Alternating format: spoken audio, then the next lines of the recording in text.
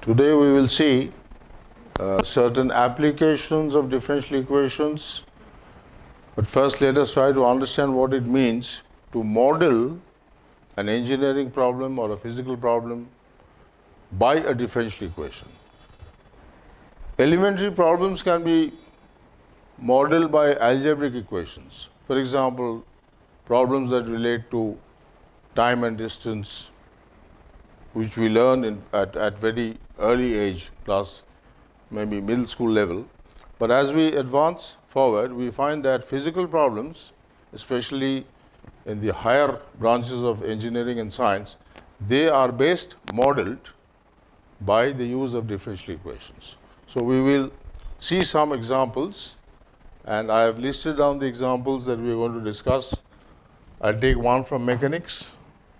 We will discuss the radioactivity problem, how radioactive mass decays over time and what is the amount of mass left after a certain period of time has elapsed. So that is the radioactivity problem. We will talk about temperature problems. We'll take the very simple case of a body that is hot, let's say very hot, and it is suddenly brought into a colder environment, how its temperature varies with time using Newton's law of cooling. So there is a very famous and very simple law which is called Newton's law of cooling. We will use that. And this, of course, is a different kettle of fish. It's called the problem of orthogonal trajectories. It is more mathematical than, of course, application oriented. The application is to study curves and a family of curves. So we'll go one by one. First, let us take A, that is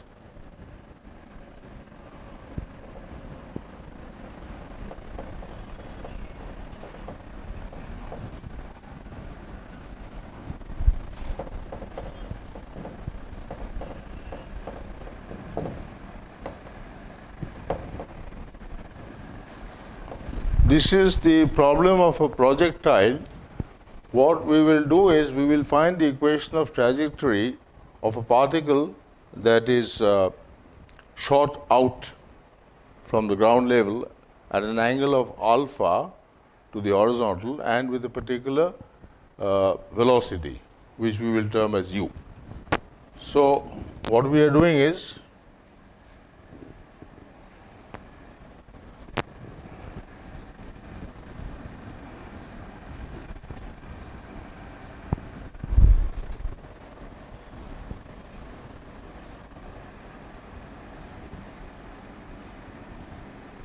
we shoot out a particle from this origin and we shoot it out in a vertical plane.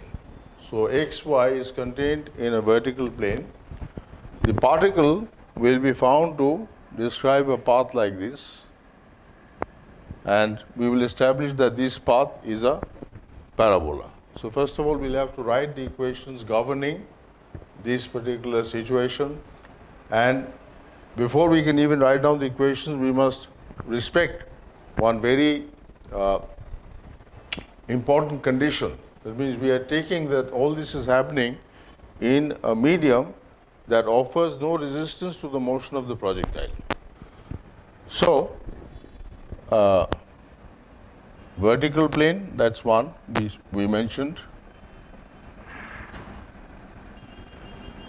And more important is this one, that is, there is no air resistance.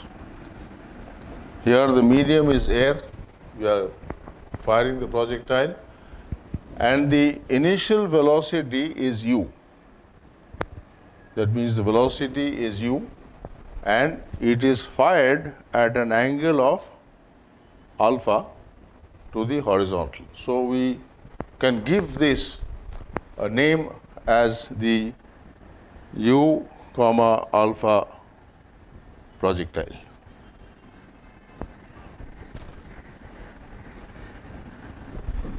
So this describes a problem with all the conditions. There are not many conditions, simple, no air resistance. That means the medium in which it is going is air. You can, in fact, mentally, one can think that it's happening in vacuum, because vacuum does not offer any resistance to moving particles. Now, we will write down the equations. There will be actually two sets of equations to model this situation.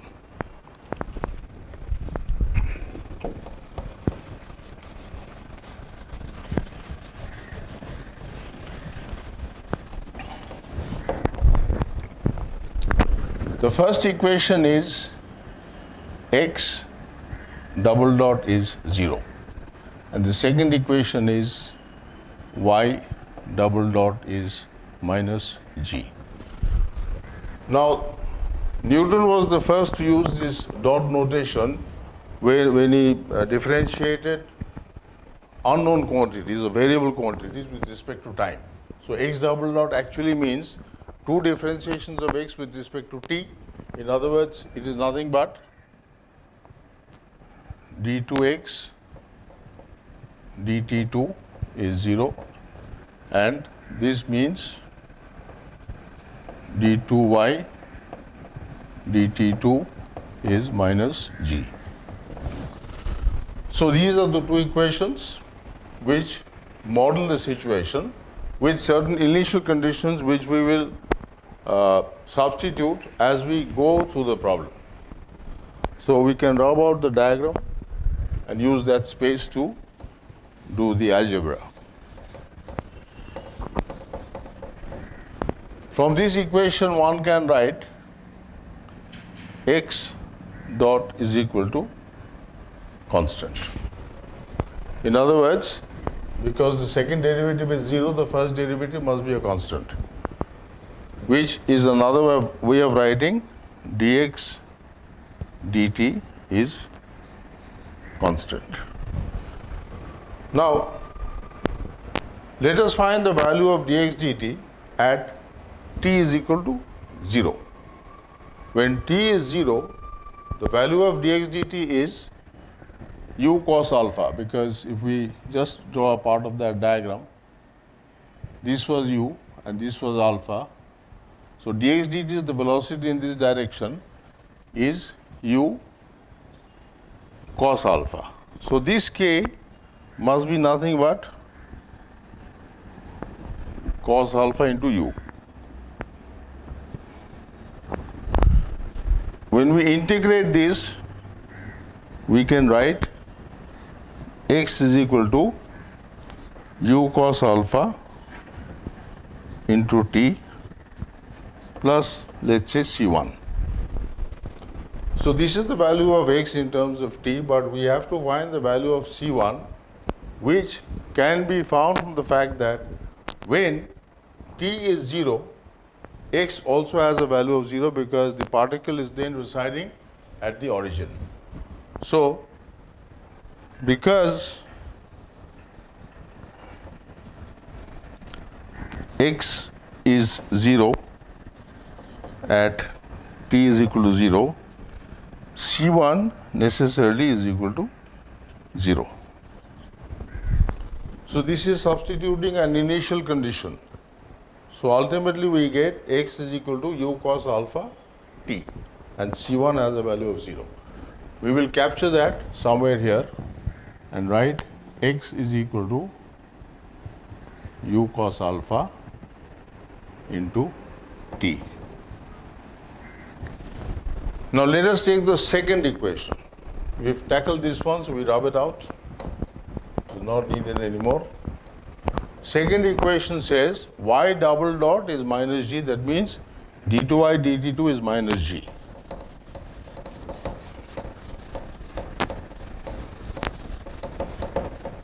We carry out one integration of both sides. So from here we can write, after one integration, dy dt is equal to minus gt plus another constant which we call c2.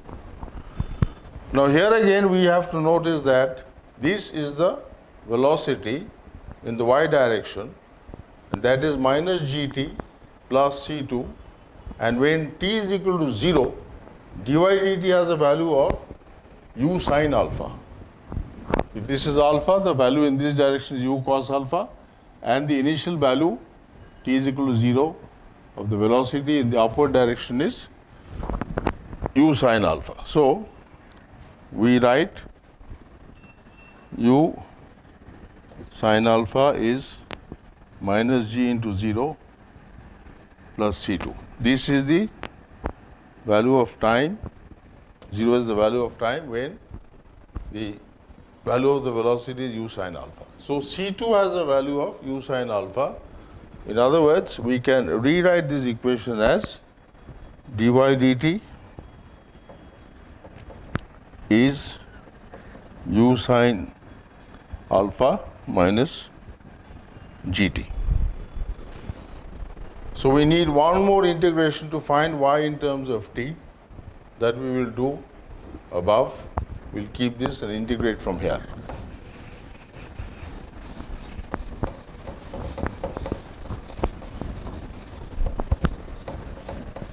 So, we write here integrating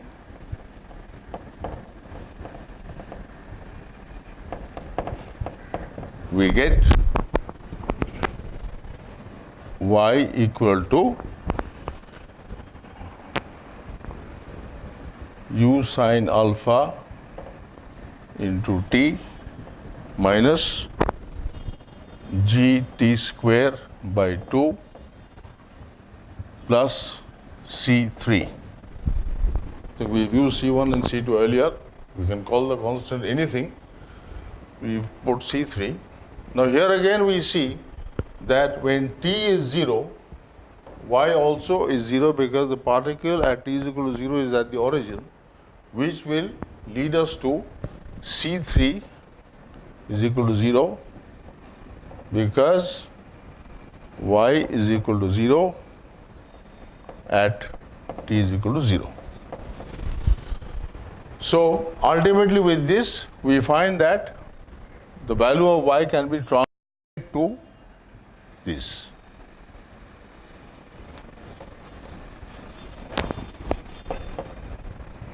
Plus goes. So now we have two equations. One is x in terms of t and the other is y in terms of t. If we want to find the equation of the trajectory, all we are looking for is a functional relationship between y and x. And from these two equations, we can easily eliminate t to get a relationship that consists only of y and x. So we do that. This leads us to y is equal to u sine alpha, and for t we will write x by u cos alpha, x by minus g by 2.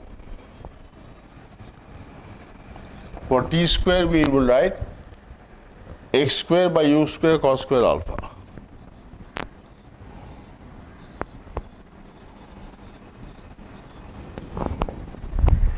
In other words, we get the standard equation that is perhaps known to many of us. You cancel tan alpha, so x tan alpha minus gx square by 2u square cos square alpha. So this is the final equation of the trajectory.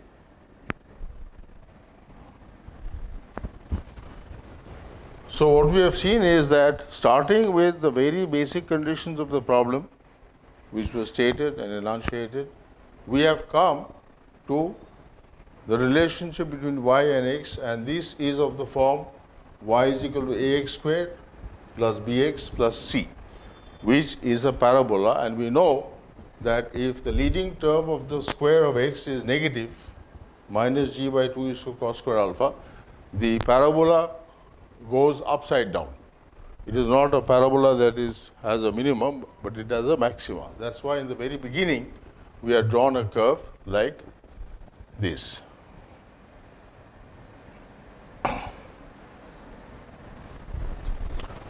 Now the next question is, it's fine, it's a parabola, but can we use this equation to find or glean some more information from what we have just derived?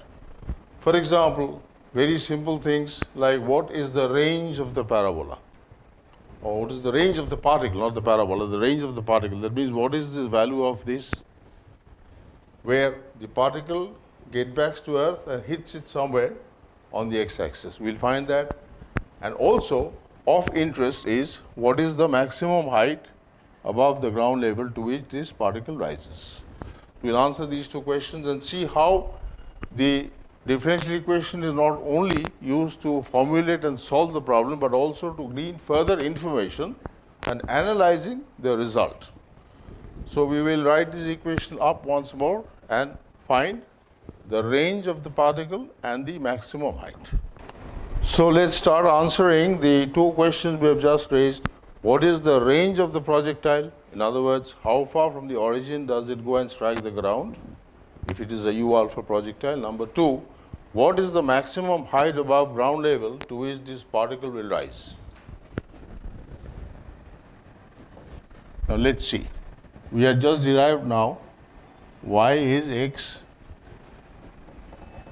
tan alpha minus gx square by 2u square cos square alpha. First, let us find the range. So, question mark, what is the range? In other words, where will it go and strike the ground? Let us take this value to be r from here. That means the coordinates of this point is r0 actually. This point is r0, where r is this length. Now, what we can do is we will substitute y is equal to 0 and see what value of x we get. If we substitute y is equal to 0, we can see that 0 is x tan alpha minus this one. We can take an x common. So 0 is equal to x into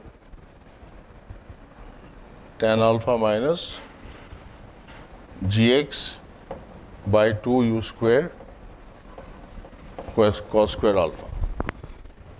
And this value of x that we get will be r.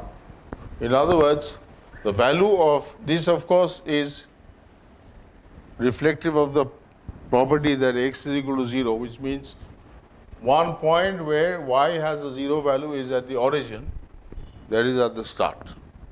So that is a trivial solution. Now, if we substitute x as r, then we get tan alpha is g into r 2u square cos square alpha. In other words, r has a value of 2u square cos square alpha by g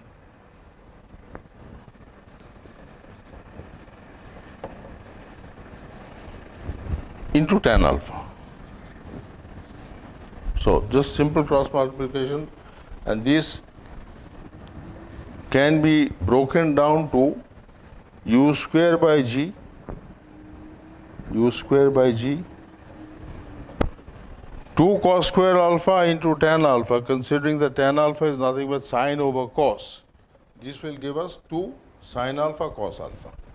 So u square by g into 2 sine alpha cos alpha.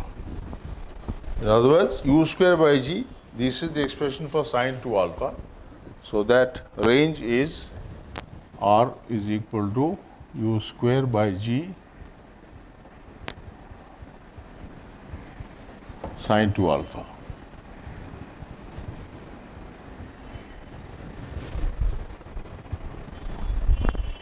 Now there is a little bit of information that is further hid inside this equation, that is, what could be the maximum range that one can achieve if the limitation is laid on this u. Supposing u is 100 meter per sec, then at what angle should we fire to get the maximum range?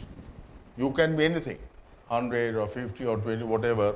The answer lies in the fact that sine 2 alpha is a sinusoidal and its maximum value for sinusoidal is 1. So, whenever sine 2 alpha is 1, in other words, with alpha is equal to 45 degree.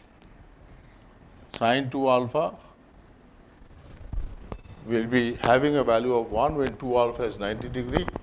So, alpha is 45 degree. So, if there is a competition of firing arrows, if all the firers have the same ability in terms of physical strength, the one who wins knows a little bit about this theory and he selects a 45 degree angle to fire his arrow, he will hit the maximum range and get the prize.